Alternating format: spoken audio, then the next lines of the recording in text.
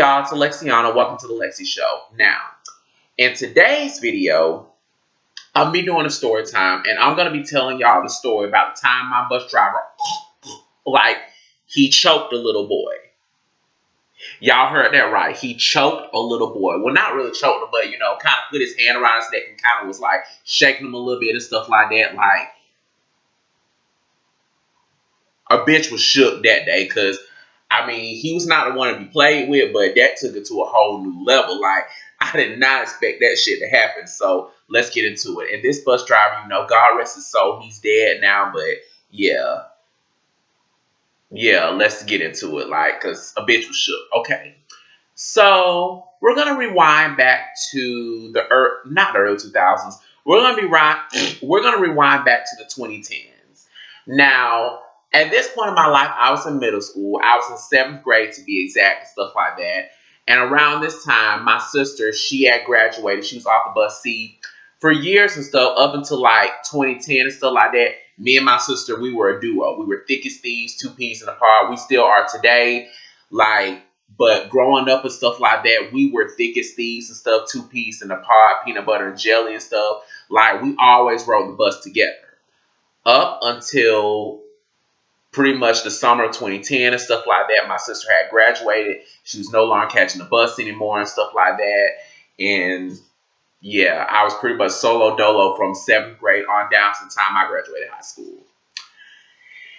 And I hate to bring this up and stuff like that, but unfortunately, yours truly was the subject of bullying. I wasn't bullied a lot, but, I was bullied off and on and stuff like that. Mainly because of my sexuality and stuff like that. This is around the time before I came out of the closet, but, people still did bully me and stuff like that. And I remember on this particular day and stuff like that, there were these 2 little boys. Yes, these 2 little boys. I'm talking little boys and stuff like that. They had the audacity to try to bully me and stuff like that. And it's really, little nigga, you ain't even old enough to vote. You ain't even old enough to buy alcohol and shit like that. And you trying to be a big man and bully one of the big kids. Boy, find you something else to do. Honestly, I used to laugh at them because, what the fuck are you doing? You trying to act like you big and bad, but little nigga, I can literally kick your ass over. What? Anyways, yeah, there were these 2 little boys. One, if I had to guess their age, by the way, before I get into that and stuff like that, these little boys, they acted too grown for their age. They had sailor mouths. They were cussing like sailors. They acted too damn grown for their age and stuff like that. And one thing I know about children, see, they mock what they see. And what that saying goes, learning starts at home. The things that they were saying to me and the things they were saying to the other kids, it had to come from home. I'm pretty sure their parents probably was cussing around them, saying certain stuff, and what do they know better than to imitate it? Learning first starts at home. And they pretty much brought it to school with them. And on the bus. Like I said, these 2 little boys, they were too grown for their age. Like I said, cussing like sailors and all that stuff. One, if I had to guess his age, I want to say he was around 5, 6, or 7 years old and stuff like that. We're going to call him Tweedledee. And no, we're going to switch that around. One boy, if I had to guess his age, he seemed around the preteen age. I want to say he was around 10 or 11 and stuff like that. We're going to call him Tweedledee. And the next one, he was the baby and stuff like that. If I had to guess his age back then, he had to be around, 5 or 6 years old. We're going to call him Tweedledum. So Tweedledee, Tweedledum. You don't know who those are. Those are the twins from Alice in Wonderland. So we got Tweedledee and Tweedledum. Like I said, both these brothers, they weren't twins or anything like that, but I'm just calling them that.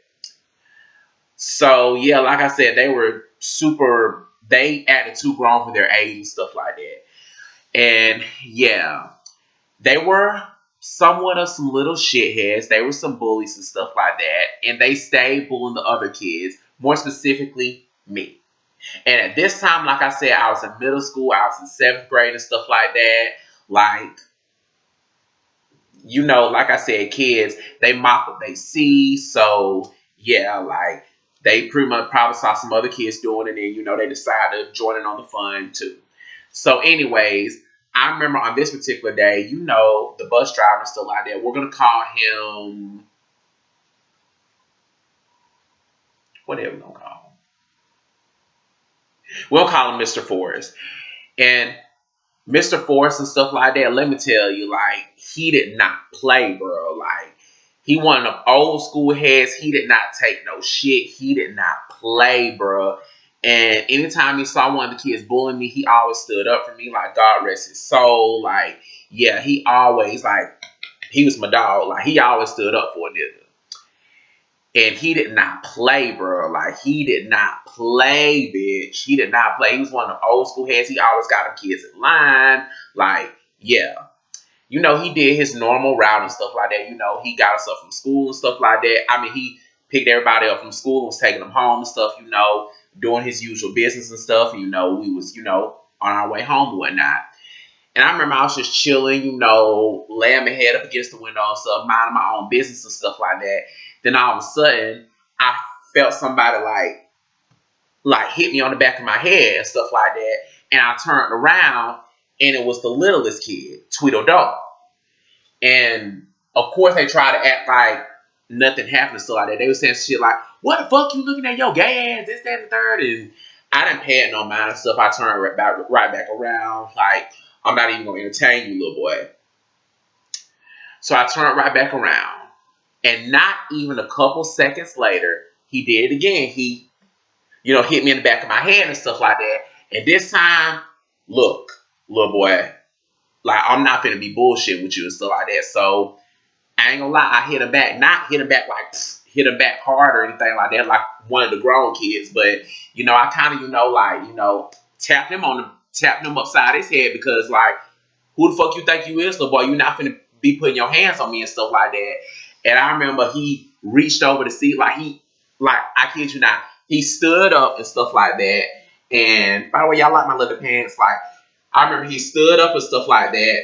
And I remember he reached over to see the stuff and tried to punch me and stuff like that. And I was blocking the punches because, you know, yeah, like, you think you're doing something special, little boy. Like, them little punches went on shit. Like, you got little baby hands. Like, them little punches went on shit and stuff like that. And of course, Mr. Forrest, you know, he did his usual business and stuff like that. You know, did he pull over? I think he did.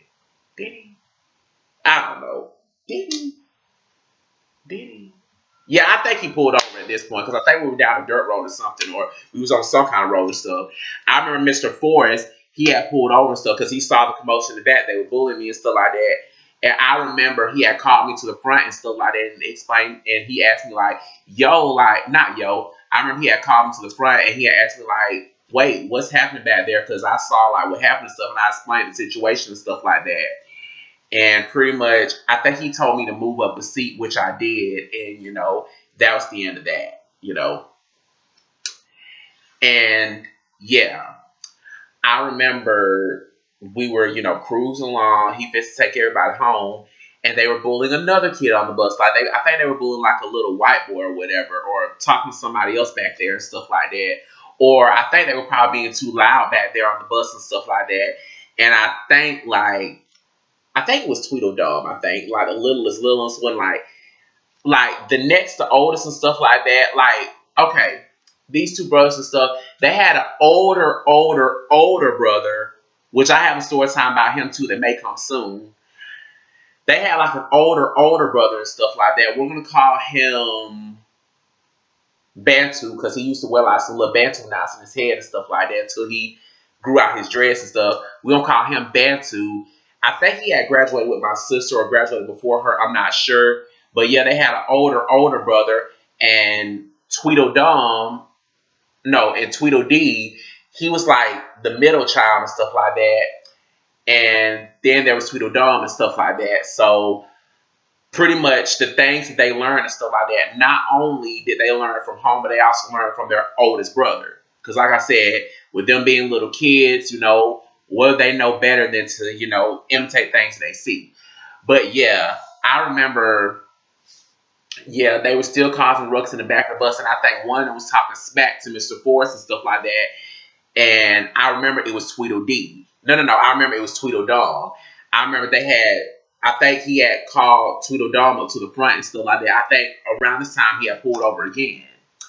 He had called Tweedledum up to the front and stuff like that because, like I said, they were causing a little ruckus in the back of the bus.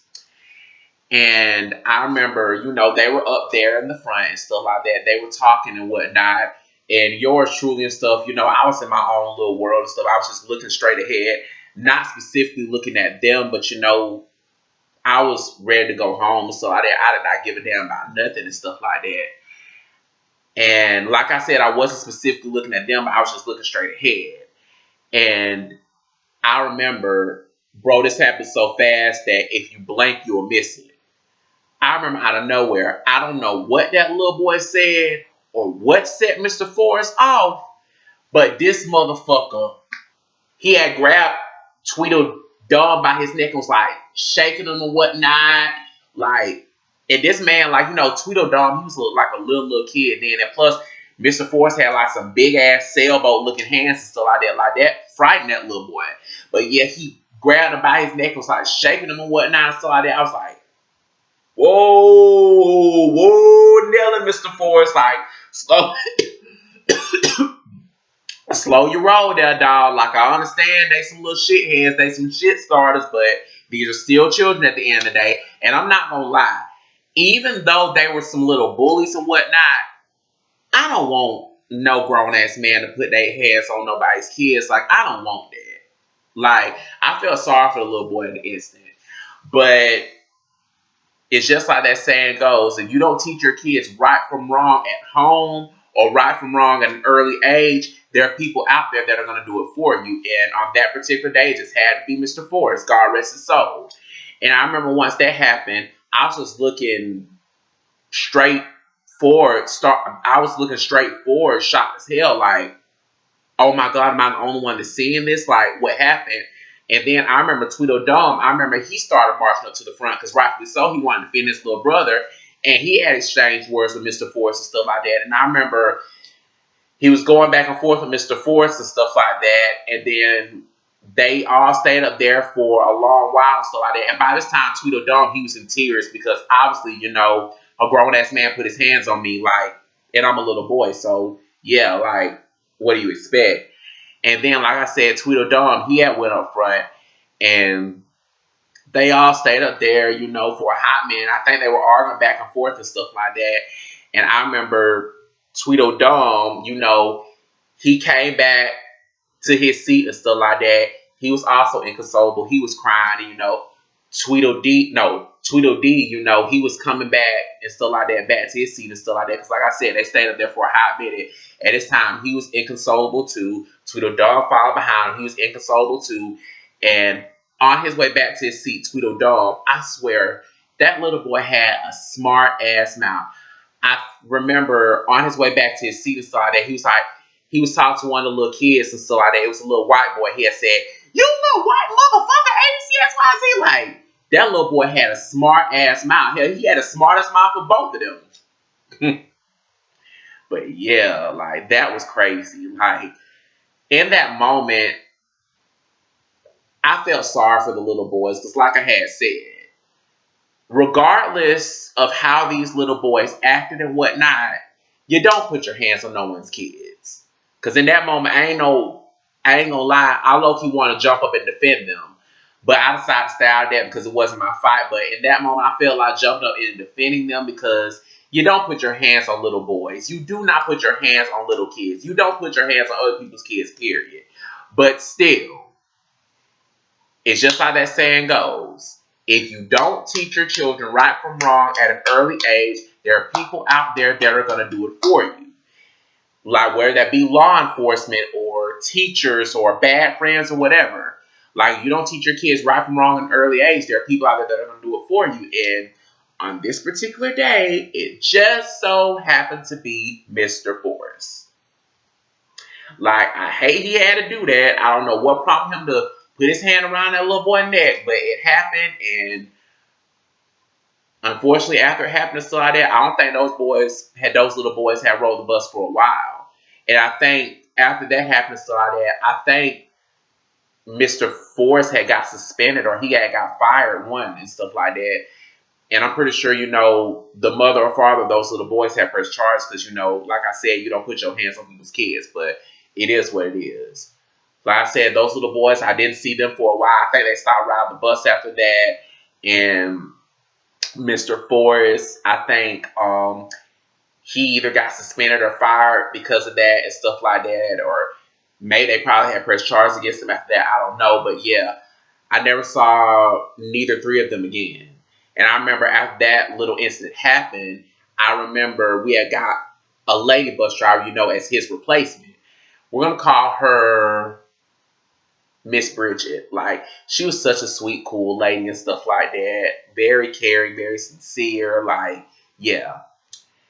And I remember on one particular day, this may be off topic with the story, but I remember on one particular day, I think she rounded everybody up on the bus, and I think we pulled over, or before we pulled off, she had let us know. I think she either pulled over or before she pulled off and stuff like that, she had let us know the unfortunate news that Mr. Forrest had passed away. I forgot what he died of, but she had said he had passed away and stuff like that. And I think she had passed around a card or something like that for us to sign.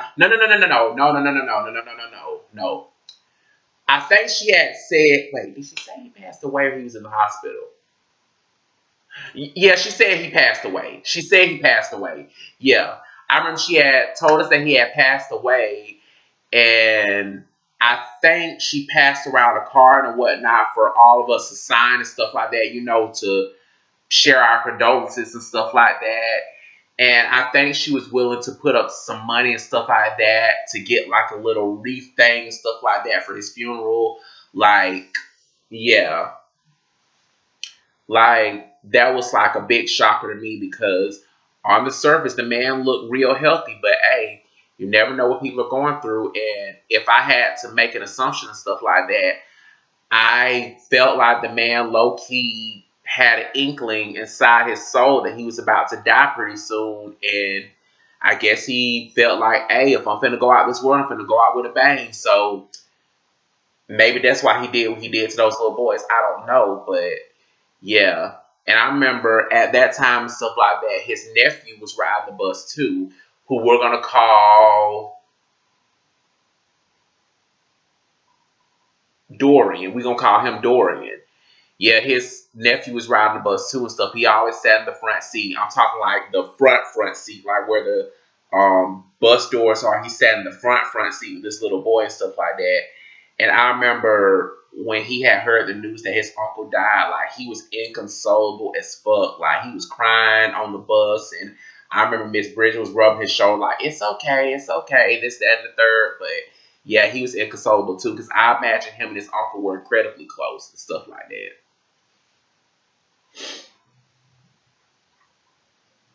Oh, funny story. He used to stay get on his uncle's nerves too. Me and my sister, we laugh about this off and on.